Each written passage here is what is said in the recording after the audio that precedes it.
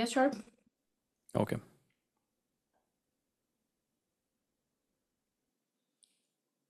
Hey everyone, welcome to the Member Launch podcast. In this podcast, you learn how to grow your association membership. I'm your host Farhad Khan. I'm the CEO of Member Launch. And if you don't know about us, our platform Member Launch is like a private LinkedIn where your members can come together to access all the services that you have at the association and also connect with your membership. With Member Launch, what happens is that your member engagement grows organically and like not in a sales or marketing way. So it's an organic way to grow your membership. And then with Member Launch, your membership marketing happens automatically without you having to work hard for it. If you want to see a demo of our platform, please go to our website at memberlaunch.app. Again, that is one word, memberlaunch.app. And this is a live recording of our podcast episode. We do our podcast every month. We do a lot of events. There is a webinar and a podcast at least happening every single month with lots of insightful content. And if you have any content request or if you want to see something in one of the upcoming episodes, please let us know. And we're also streaming this live on LinkedIn. I think we're having a LinkedIn issue right now, but the moment that is resolved, this will be live on LinkedIn as well. And if you are not joining like live, you can also like see it like later on. I think the recorded version of this episode will be on our website as well. Now, today is a slightly different, it's a different version of our regular podcast. So usually on our podcast, we have a guest and I'm usually the host. And I would actually interview the guest and gain lots of insights like from their experience. So, but what we have been finding last couple of months is that we talk about so many topics, but then we get lots of questions like from our audience, and we are not able to answer the question that our audience has. So what we are doing this time today, it's an Ask Me Anything episode. So we're going to talk about some unconventional tactics to actually grow your member engagement with member journeys. And we had received so many questions from our audience that we're going to like go through the audience questions today. The whole episode will be going through audience questions. We got some amazing questions from the audience already. So we have a list of those that we will go through. But if you have any more questions during the episode, please submit them on Zoom questions or on chat. Okay, and today I have my coworker Laura, who will be actually moderating the questions. So Laura will be the one asking me the questions today, and I'll be the one answering. So with that, Laura, over to you. Let's get started. Yeah, sure. Hi, everyone. I'm Laura, and I'm excited to be your co-host today for this Ask Me Anything podcast. You might recognize me from our conference booths or the email I sent inviting you to join us today. So yeah, I'll be guiding our conversation, asking the questions to Farhad. Those are like great questions that you submitted to us. So yeah, let's dive right in.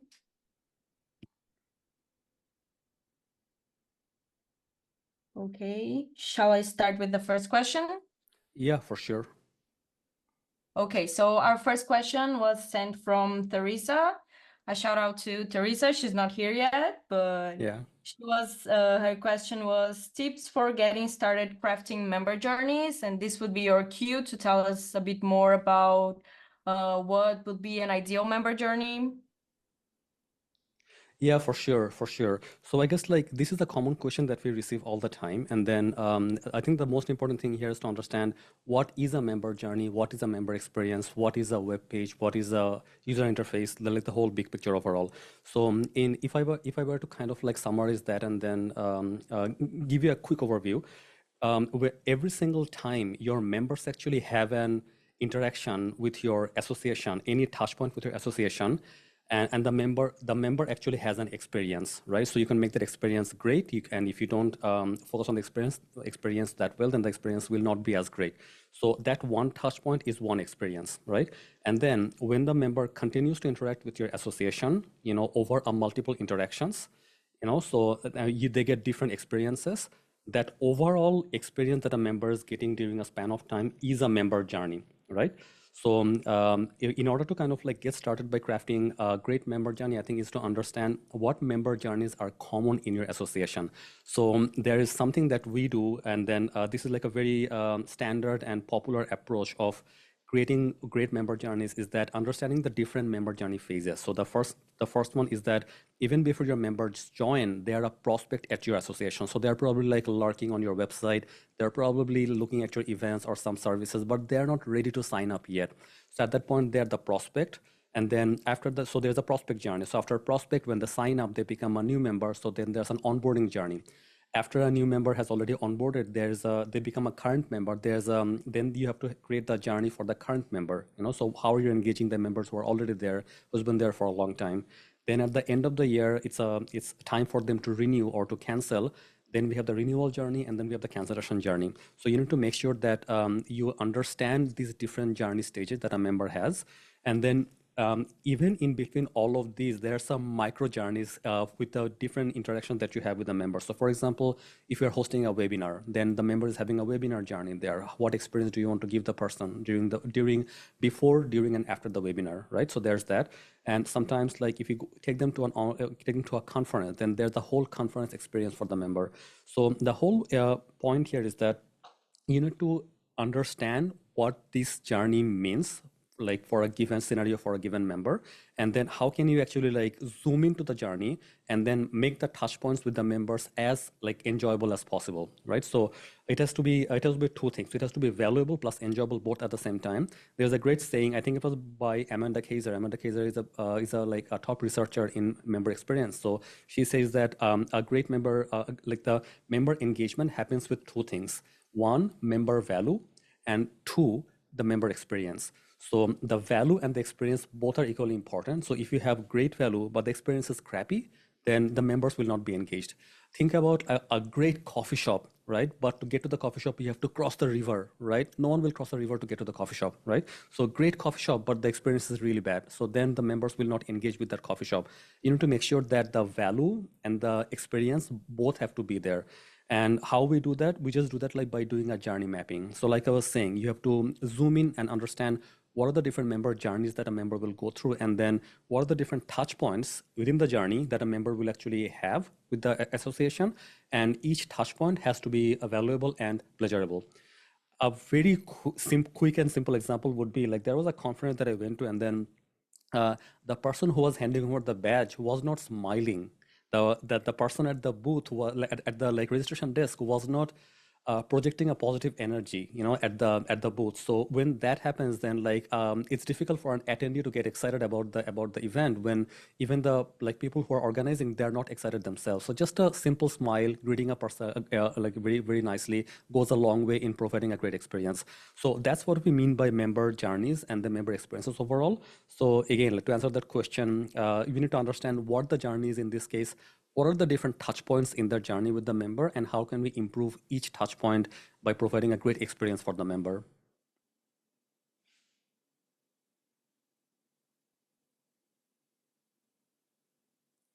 Laura, are you on mute again? Yeah. Oh, hey. Yes. Yeah, maybe stay So, unmuted. yeah, so our next question would be from Jordana. She was asking, how can we engage members who are too busy on their everyday roles? Yeah, okay. This is a tough one because I think regardless of like which association we are talking about, members are getting increasingly busy. And since like we are mostly talking to professional associations, professionals are getting busier and busier. And so that's why I think like we have to understand that not all members will be equally engaged during the course of a year, and then it has to be a mix. So some members will. So what we have seen, I don't want to get into the details of this right now, but what we have seen in member engagement is more like a bell curve, right? So in the bell curve, there are like some members who are highly engaged, and then there are like a tiny amount of members, like a small group, say like 10%, who will be like heavily engaged, right? And then like and then like bulk of the members are actually like low on the engagement side. And we need to understand that we cannot expect the same level of engagement from everyone. But ultimately, what we need to make sure is that any member who's joining the association, who's kind of like using your services, they get some value. And the value that they're getting during the membership year has to be much higher than the membership fee that they're paying, right? So when we do that, then the engagement will just happen. And also at the same time, we are hearing another trend happening right now is that members are not looking for more content or more engagement right now. So like people are too busy with Netflix, like social media and everything. So people do not want any more content. So professionals, they want fewer but more relevant content for them. So if you are kind of like pushing out too much content, too many events, too many services, too many things to them, it will actually not connect with them. You need to make sure that you are personalizing the messaging and then the content a little more towards the member.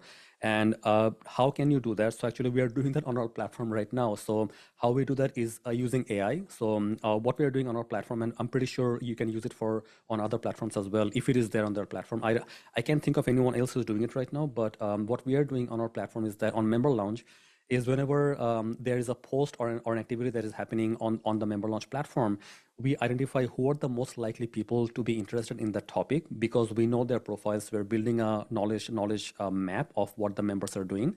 And then we tag the members directly based on their preferences and the activity that is happening at the association.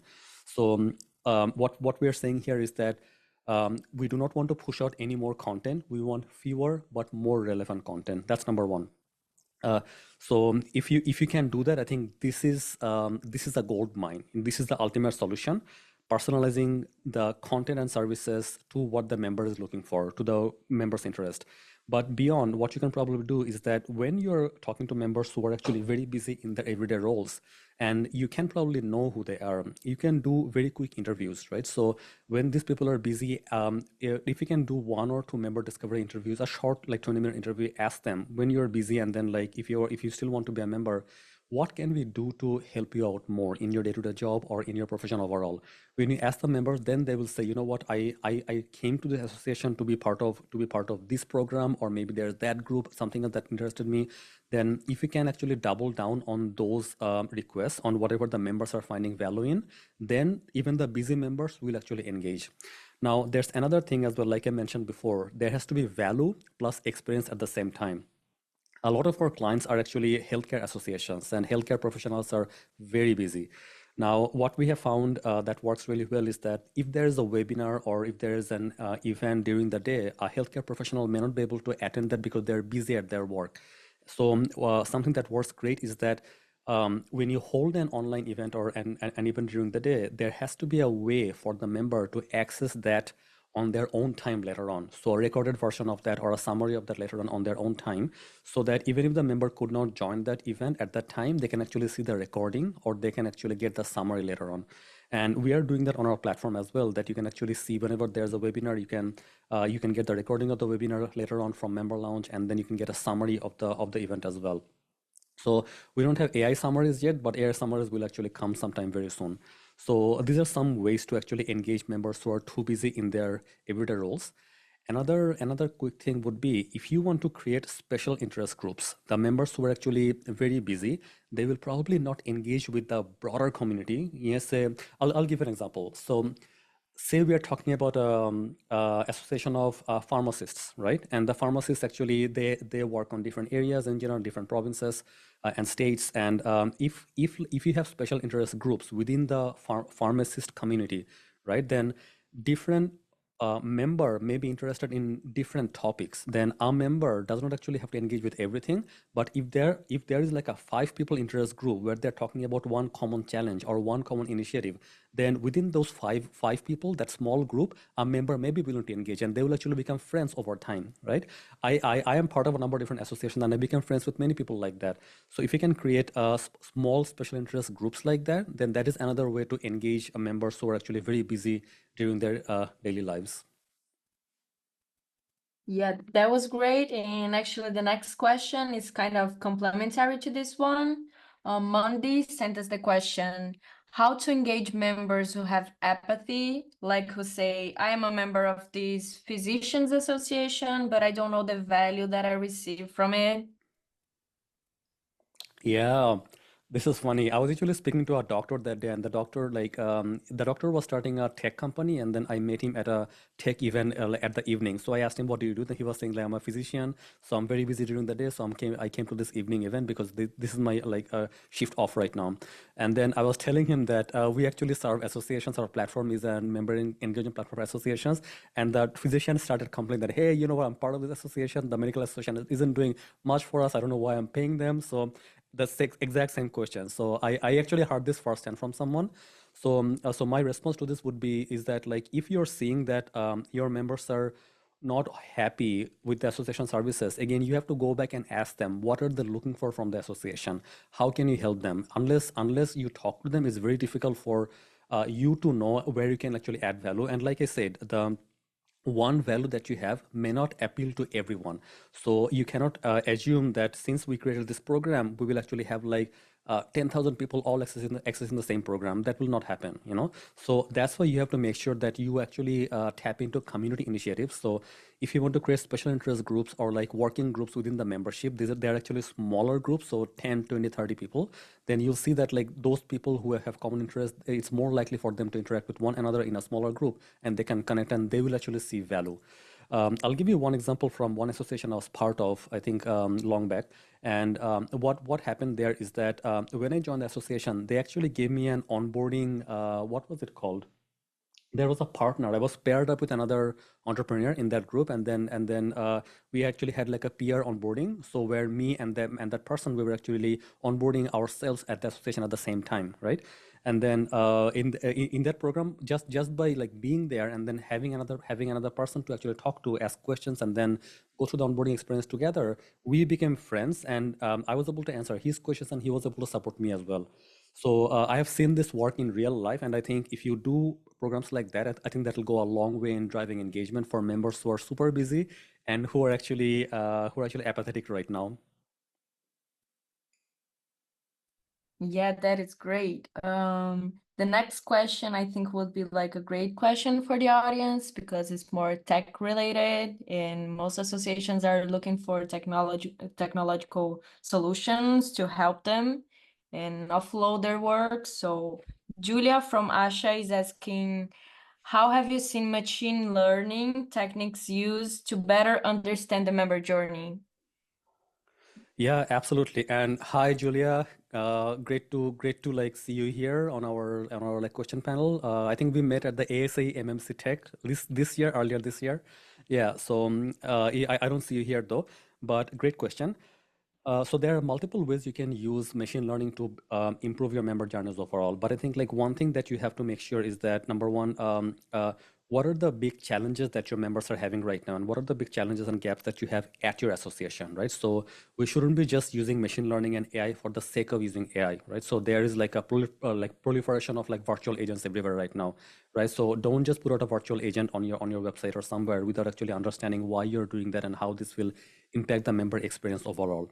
So the way I try to look at it normally is that find the biggest problems you have at the association that is like very difficult for us to solve as a human or maybe like manually. And can we apply an AI solution to that? Find an AI application that can actually solve that. Now, so the question was like, have you seen machine learning techniques to improve the journey overall? So here's where like our solution comes into play. So what we are doing on our platform on Member Lounge AI, we have an AI engagement engine on Member Lounge, and then so there what we are doing is that we are creating knowledge maps, and I won't get into the technical details, but I'll kind of like keep it like very, very simple. We're creating knowledge maps of the member. So whenever a member is interacting with our content, we create like a knowledge map around them so we understand their profile, what are they interested in, and then on the other hand we are creating a knowledge map of the content that we have like on the member launch platform, right? So and then the intersection of those two, so the knowledge map of the member and the knowledge map of the content that we have, the intersection is the common ground. So like this is where we're like bridging the gap and making a connection that, oh, you know what, with this we know that these members are actually interested in this content. So one like immediate thing that comes to mind using this is what we call a recommender engine, right? So if you can make smart recommendations to your members that, by the way, based on your behavior, I think you'll be interested in this particular topic, then that member engaging with your content is significantly higher. So and we have seen this happen in real life as well. I'll give you one example. I have coached over 50 associations on their member engagement plans and membership marketing overall. And there was one scenario where the discussion forum engagement and activity went through the roof. And like that common denominator was that there was always a community manager, and the community manager would kind of like tag people on discussion like forum posts. So say someone posted a question, the community manager would actually go ahead and then tag 4 or 5 people who are most likely to have an answer to that. And since they were tagged, they will actually come back and they will actually post a reply to that question. So this we have seen work again and again, and we are automating that with AI on Member Lounge. So when you post a question, we're going to like tag members who are most likely to have an answer to that question so that they come back and they can engage in the discussion. So we are starting with the discussion forum to begin with, and then we're actually extending this beyond that onto everything else, like resources and everything else that we have on the platform. So this is a great example of machine learning techniques to to improve the member journey overall. The other areas you can use machine learning as well is to kind of like analyze the traffic behavior of the members. So, and we actually do it by analyzing the clicks and durations of people members like on our platform. So as people are actually browsing, we can actually analyze what's happening like on a broad spectrum, what is happening like with the membership, what percent of the members are actually active month over month. And so here, what we have found, on our platform, we were like digging into the data of one of our association clients, and we found that on a given month, we had 30% of all of the membership were active at least once a month, right? They were deeply engaged with some content at least once a month. So we call that monthly active users. So our platform, we were actually able to like track that like 30% of the members were monthly active, and month over month, 30%, like that number actually stayed on. So 30% of your members heavily engaged is actually a very high number. That typical average is like 10%. So we were able to get it from 10 to 30%. So if you can track like analytics like that on your member behavior, I think like that goes a long way. Yeah, so these are like two examples that come to my mind right now. If there are more that I can come up with, I will let you know later on. All right. The next question is from Magdalena, and she was asking, what are some resources for tapping into unconventional approaches? Okay, so what are some resources for tapping into unconventional approaches in member engagement? Okay, so I think like here we can talk about some of the tactics that we wanted to kind of like talk about here. So, and I'm going to like kind of like start with something here which I forgot to mention. By the way, if you ask a question live here, if you want to come raise your hand and come to the screen here on the camera and actually engage with us, that's great. That way we'll be able to like talk to you, and we'll be able to like share your question with the audience as well. And the most engaged person for today will actually win a prize from us. So the most engaged attendee of the event will win this travel pouch from our company, right? So we gave it away last time. It was very popular, and we give it away always at the conferences. So anyone who actually is super active asking questions and engaging with us, they'll actually like win this bag. This is a beautiful travel pouch. Okay, so what I just did is an unconventional tactic to drive member engagement overall. So it's like surprise gifts, right? So one way is to kind of like gamify the whole experience for a member and give them surprise gifts whenever you see your members are engaging, at events or like any activities, right? So that's one.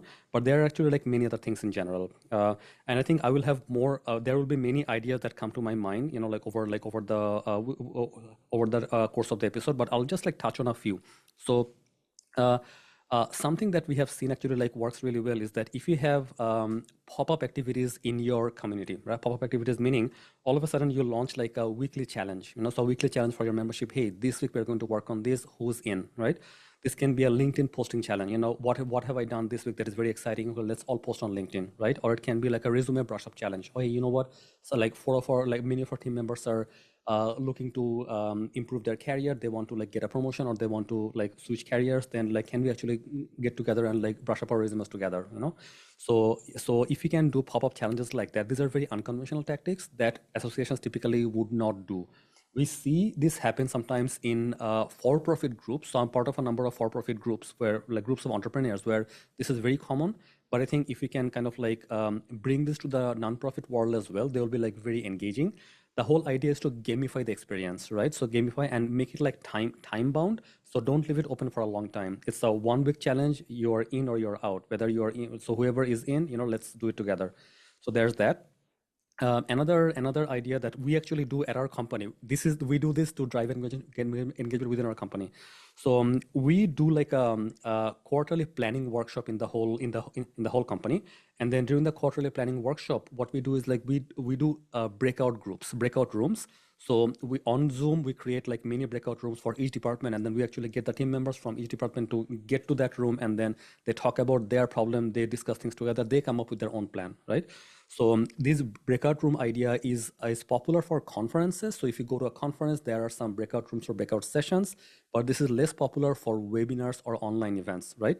So if you can do things like that, so even if you're doing a 60-minute webinar, the last 15 minutes of the webinar, like do like a small breakout sessions where the attendees can actually go out into breakout rooms, they can discuss their ideas, and then they can actually learn from each other, and they come back and they can share that as well. So these actually go a long way. These are like some examples of like unconventional tactics. Another thing that would be interesting is that if you have an in-person event, right, and then say you had an in-person like workshop or something, right, but you keep the energy going online with an activity, right? So you met everyone in person, you know, the event just finished, and then like how can you keep in touch? Have a few streams of challenges that after the event we're going to work together on this one activity. This stream is for this activity, there's another stream for a second activity, right? If you want to keep in touch, come online in this discussion thread, and then let's do it together. So I think this is one thing that is very underutilized. Too many associations are not doing that. But again, if you go to a lot of for-profit conferences, this is very popular, very popular. So I go to a lot of entrepreneurial conferences that where we would kind of like do like we will actually like go meet investors, entrepreneurs, founders, CEOs all together. But then we come back and then we have some additional activities to do after to keep in touch with the founders or the investors. So these are like some ways. I'll probably have more ideas later on for sure. Yeah. And in terms of resources where you can find more of these, it's unfortunate that there isn't a book or a blog that I can point you to actually do this. But in general, if you follow the content of the people who actually work on member engagement, like our blog, like our blog, our podcast itself, we do a lot of unconventional things to kind of like drive engagement overall. And anyone, if you book a meeting with us, right? By the way, you know what? If you want more ideas and if you want to like understand like how the ideas that we're talking about here can be applied to your association, you can actually book a 20-minute meeting with me, and then I'll actually like give you some ideas how you can apply this to your association. I'll hear your scenario, and then we can give you some real-time feedback with your association. Prakash, do you mind posting the link to the meeting booking link?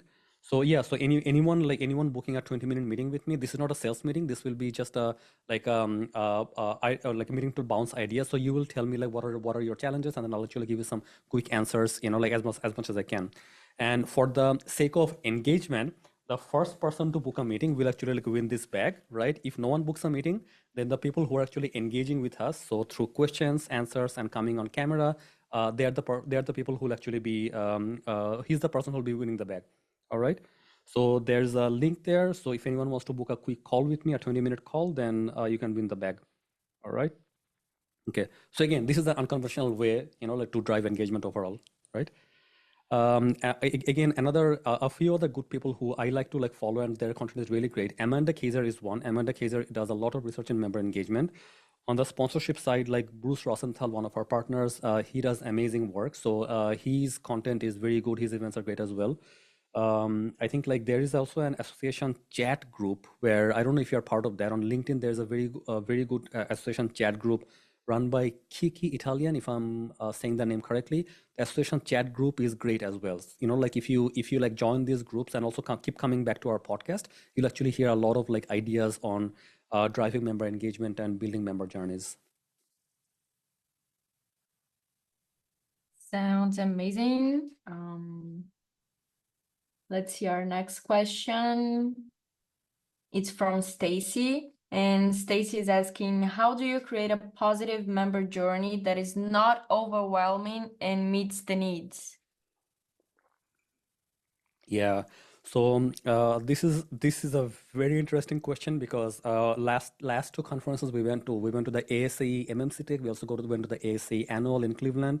So Washington DC and in Cleveland, both of them, and then particularly the event at MMC Tech. This question came up again and again, right? So because it was the conference was full of communication marketing professionals. So like they were asking us, how do we not overwhelm our audience, but then like keep the engagement with the members meaningful? So two things come to mind.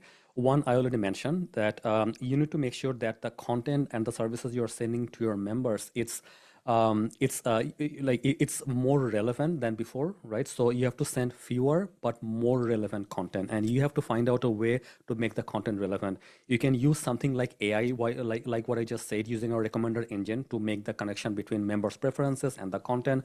This is the ultimate solution. Like I don't think there is like a simple answer to that, but you have to use an engine like that. That's number one. But another thing as well is that I was just talking to an association, I think yesterday morning, and they were saying that we have this problem where we would kind of like post a resource. There was a publication that we released last year, and then that publication was blasted out to all the members. And then this year, when we would actually like get like questions from the members asking about that publication, and even I can't remember what the publication was, even I can find it where it was.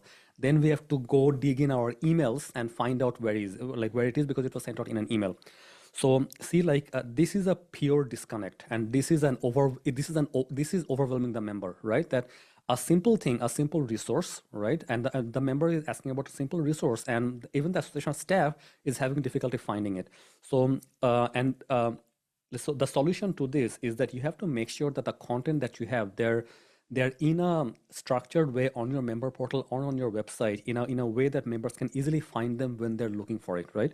So the key problem here is that we as an association, we push out content. We send out an email blast, a newsletter, or an event, and we think that the moment the email is sent, all our members have read the email.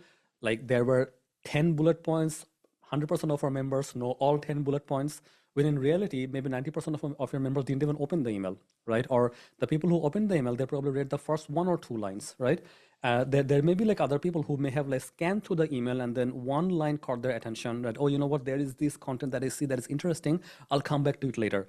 So then what would happen is that the person went away from that email and they want to come back and find that content. They can't find the email, they can't find the content anymore, right? So that's why you have to make sure that in your member journey, all the content, all the resources, all the events, all the discussions that you have, they are easily searchable by the member. So you have to have a rich member portal or a members area where your members can actually find this content easily, right? So otherwise it'll be a nightmare for everyone. And this happens to me with some associations. I don't want to mention names right now, but this happened to me with one association, particularly like very, very recently, that there was an email sent out and then I could not find the content.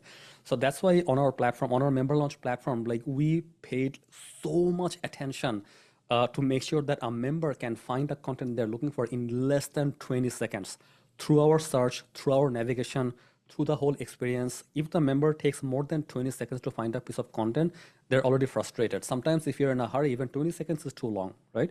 But then there has to be a way that you have to give your members a way to find content like on their own time overall, and not expect that just because you blasted out an email or a newsletter, members should all know. And I'll give you another example where this happened with one of our clients, right? So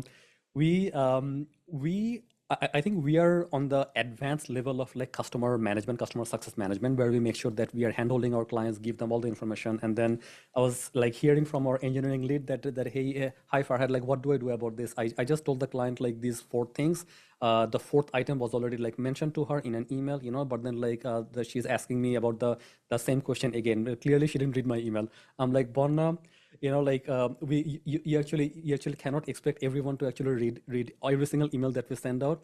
Assume that most of the information that we send out in an email, our clients will not read it, right? So you have to make sure that whenever they're asking for it, it's actually there for them. You can still point them back to the email or back to our like project management platform and then point to the same email, same thread. But like as long as it's easy for you to point the person to the right place. So I think this is key. So your members will not always know everything right away, but when they're looking for it, it should be easy to find. If it is not easy to find, that's a disconnect, that's a bad experience, that is an overwhelm from the member's point of view. Sorry, that's a long-winded way of answering a simple question. Yeah, but it's actually a good answer for the next question as well, since you mentioned about the necessity of having a members portal. Linda was asking how to make a members portal useful and easy to use. Okay, so I think like I can talk about member portals, I think like for hours and hours and hours because that is our product and we have spent so much time building one of the best experiences. So I want to kind of like share two things, right? Actually, three things. I'll share three things. So first of all, the ease of use I already talked about. That the moment a person logs into a member portal, it should be easy to find anything you're looking for, like anything, right? So you're looking for an event, you're looking for a resource, a discussion, anything you're looking for as a member should be easy to find and in less than 20 seconds. If not, it's a disconnect. But I think like I want to like take it one step beyond, right? So meaning like it shouldn't be just the value that a member is getting, the experience that the member is like getting is equally important as well. And in order for the member to kind of like keep okay, sorry, you have to make sure that the member is excited to keep coming back to the member portal and the association again and again. If the member is not excited, then they will not keep coming back. So that excitement has to be there. And what drives engagement, what drives excitement, we found was newness, right? So every single time when a member comes to your association portal, if they find newness, that newness, sorry, new content, newness, new items, that drives engagement. And think of it this way: whenever you log into Facebook or Instagram or like on LinkedIn, you have that notification icon, and if you see there are 5 notifications, you get excited, you tap on that notification and you see what's going on, right? So that notification, that new content is what you're looking for when you log into social media. And nowadays we tap on that notification even without knowing that we are doing that. So this is new content, newness that is driving the engagement. If you can do the same on your member portal, that will go a long way. And that's what we're doing with Member Launch. So on Member Launch, we actually have a center timeline, like it's like a private LinkedIn where you have like a center timeline with all the activities, so that every single time a member is coming to the portal, they see something new. And anytime there is anything happening across the whole association, there's a feed on the homepage. So that way, so if you can keep the homepage and everything fresh all the time, that newness will drive the engagement for the member. So this is my second point, that you need to make sure that you're driving the member engagement by showing the newness. Okay, and then also at the same time, you need to make sure that the you have to tease members to come back, right? So you cannot expect members to come back to the portal every single day or week and then like get new content. You have to tease them with something. So and that teaser can come from the platform itself. So what we do is that whenever there's new content posted, we have notifications going out to their email. And then in the email, we show a little teaser, but they have to click on the link on the email to come back to the platform, come back to Member Lounge and see the whole content. So, so these are the three things. So first of all, you need to make sure that everything is very easily accessible in less than 20 seconds. Anything you're looking to find, it's easy to find, and you can find the content in less than 20 seconds. That's number one, tip number one. Number two, newness drives engagement on your member portal. So if there's anything new happening at the association, there has to be an organic way to show the new content, highlight the new content at the top every single time the member is logging into the platform. So that way, that newness will drive engagement organically. And the third thing that I was saying is that you have to tease members to get them to come back. You cannot expect members to organically come back all the time. You have to send them either push notifications or email notifications with new activity that is happening. So the members click on the link and they actually come back to the platform. So what we do on Member Lounge is that our platform has become more like a marketing automation platform now. So anytime you post a content on the platform, on Member Lounge, we take care of the marketing on your behalf. So we send out email campaigns, we send out notifications to the members so that the members actually click on the notification and the email and they keep coming back and get engaged with the member portal. Okay, so Laura, that's my question answer to that. We are running out of time. We have 15 minutes left. So let's see how many more we can take. Okay, we have one more from those we picked, but we have also two from people who are live here with us, and I'd like to take them if we can. Sure. So I'll jump to Desiree question because she's here with us live. Okay. And she left us the question: with such a varied audience of members and knowing a one-size-fits-all approach doesn't work, how can we personalize a member's experience? Yeah, exactly. And I think, Desiree, if you want to come on mic as well, then we can probably have a chat. It's up to you. I won't like push you. If you want to come on mic, you're most welcome. But I think like my take on that, number one, is that if you can use a recommender engine like what we have on our platform, where your membership is diverse and your content is very diverse, and we need to make sure that we make the connection between the content and the member. The recommender engine in between, like making the connection, goes a long way, right? So if you can use a recommender engine like that, that will actually like be very powerful for the members.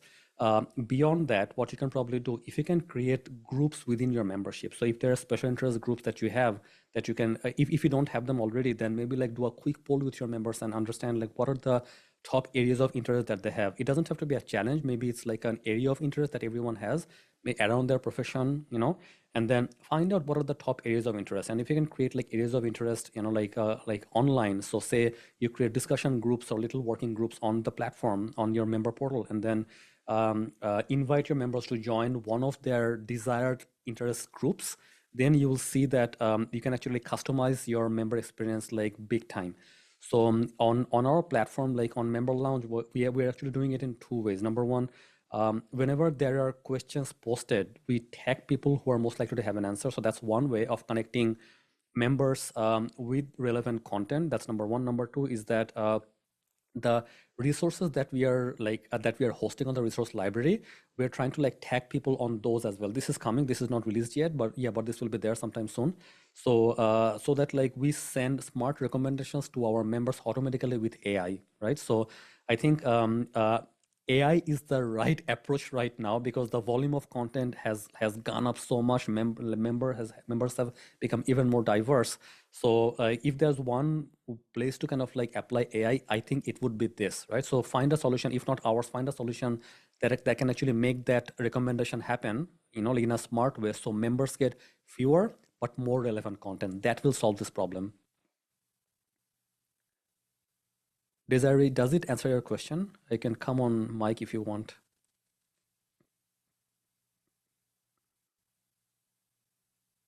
You're muted. Okay. All right. Okay, sounds good. All right, Laura, let's go to the next question. Yep. Okay, so Lynn also is on the audience here, and she asked us, it's a pretty simple question, but I'm sure we have a lot to say about that. What's the right frequency for emails? Oh my God. Right, right. Lynn, again, like we will put you on mic here. If you want to like talk, feel free to unmute yourself, and then you can like participate.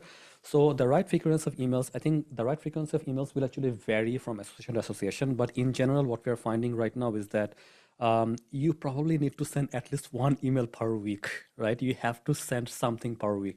So because what will happen is that your emails will get lost in the sea of emails very, very easily, right?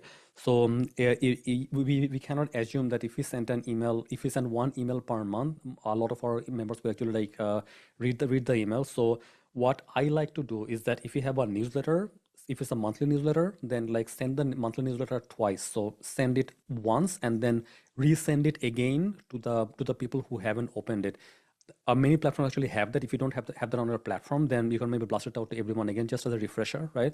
By the way, we sent this newsletter like 2 weeks ago. I'm just sending it to one more time as a refresher, and that is perfectly fine. Like I haven't the associations who does that, who resends their newsletter email, like if it's a monthly email, they will send it like once again. I haven't heard anyone complaining so far about that, and many people will actually say, "Oh, you know what? This was great. We missed the last one. That's why it's good to actually get it one more time." So there's that. But overall, I think like we from our end, we try to send, and our membership is smaller than yours. Like our membership, our associations. So we do not have like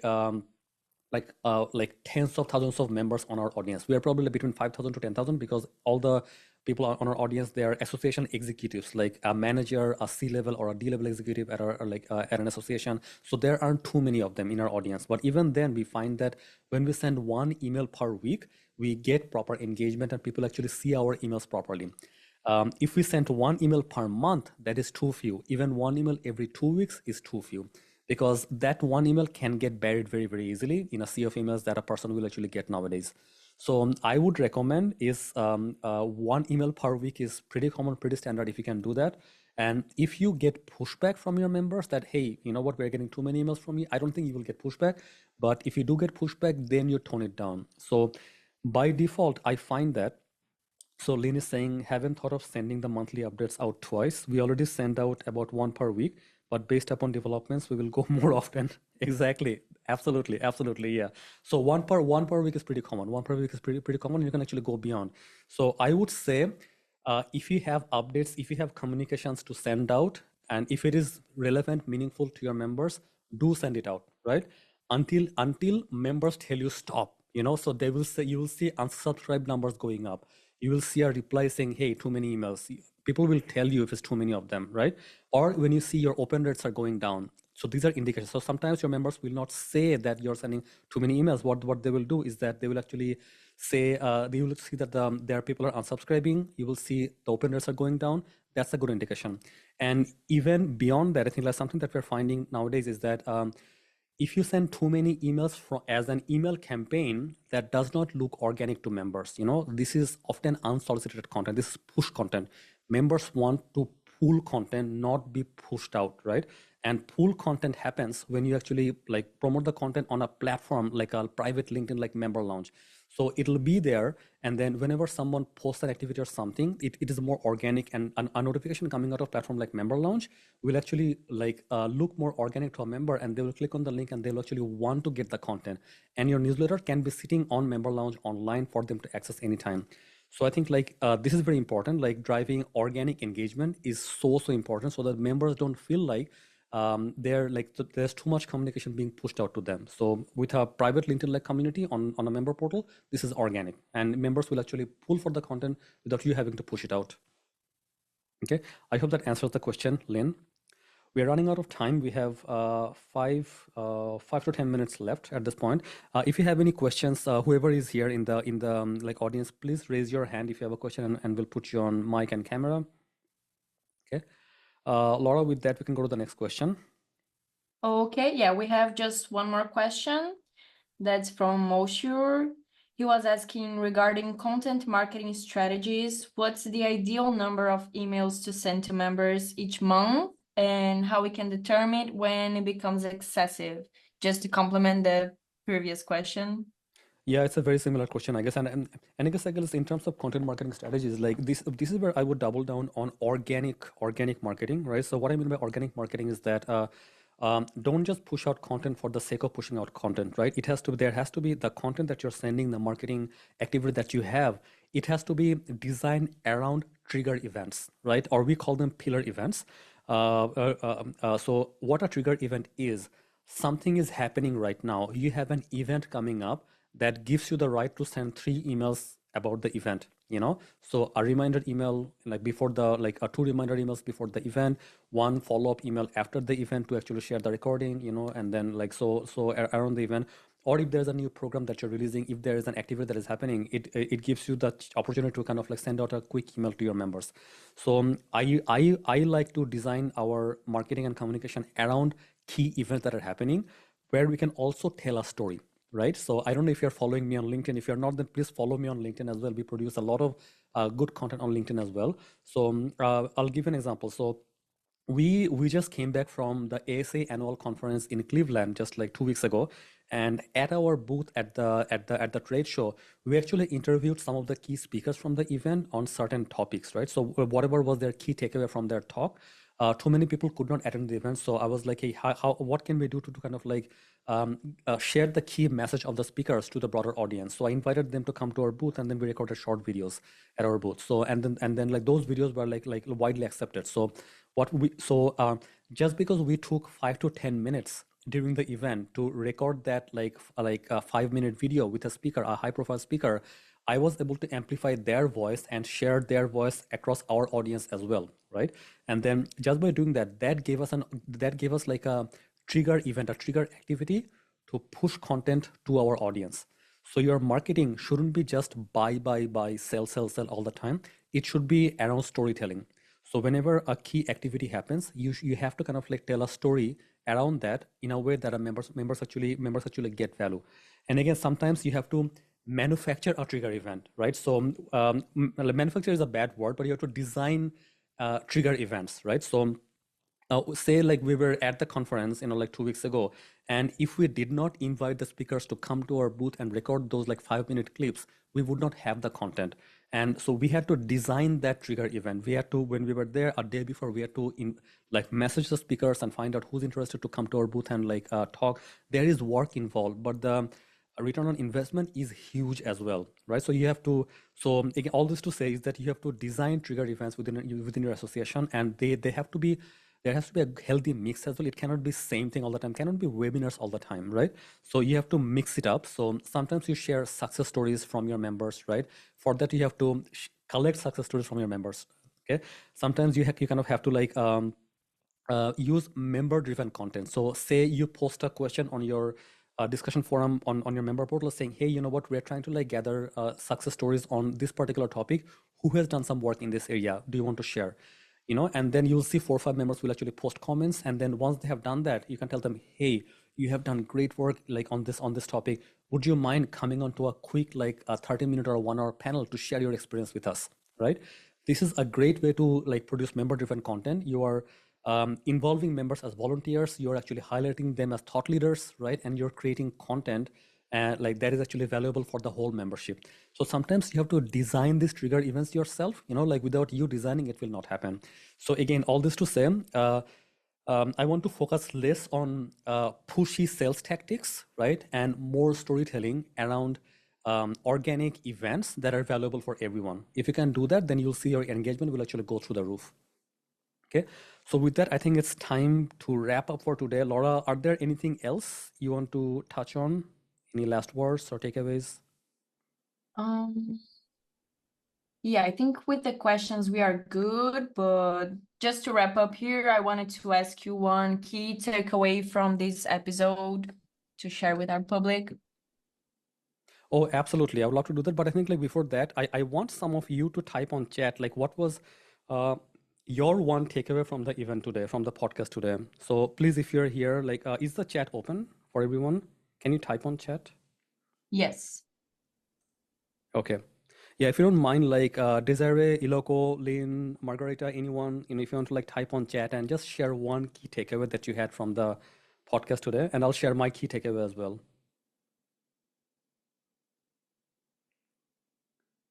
I'll give it a couple of minutes for you to type. And you can come on mic as well if you want to talk.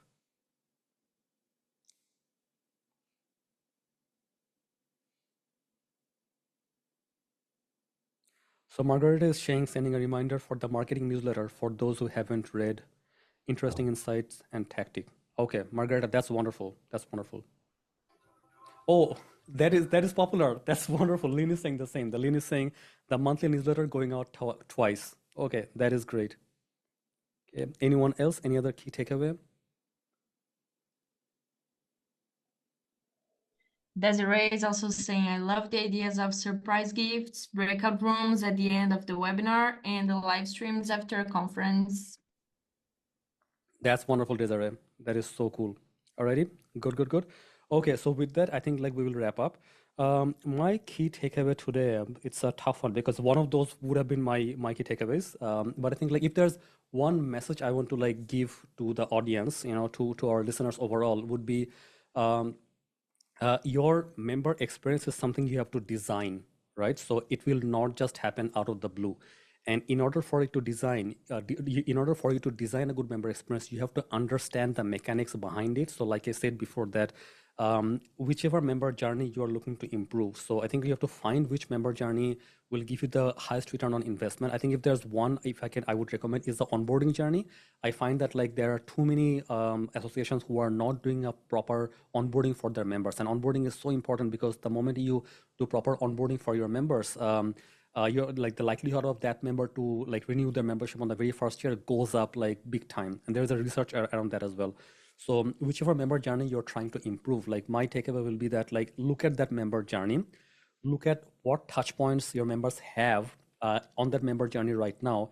Can you add a different type of touch point? Can you improve the touch points that are already there in a way that is more engaging and that is more personal for the members, right? So and then you have to design trigger events in order to kind of share content with your members. So nothing happens by itself. You have to design the experience for your members. Without designing, nothing will happen.